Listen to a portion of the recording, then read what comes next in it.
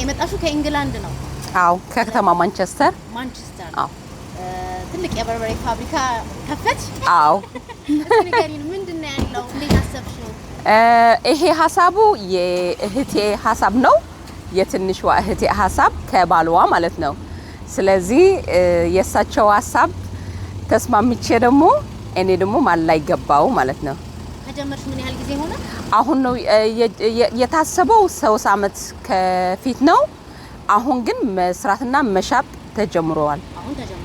አዎ በደንብ። ስለዚህ እንደሰማሁት ከሆነ በርበሬው ለሁሉም ሰው ለኛ ብቻ ሳይሆን ለሀበሾች ብቻ ሳይሆን ነጮችም የሚጠቀሙት በደንብ ፓውደር ነው። አዎ ቃሪያው ከየት ነው የሚመጣው? ከተለያየ ሀገር። አዎ ከተለያየ ሀገር ማለት ከኢትዮጵያ ካለ ነው ወይስ ከሌላው ሀገር አለ? ከኢትዮጵያ አለ፣ ከኤርትራ አለ፣ ከብዙ ሀገር ነው። አኩኩሉ አለካ አኩኩሉ አለካ አኩኩሉ አለካ አኩኩሉ አለካ አኩኩሉ አለካ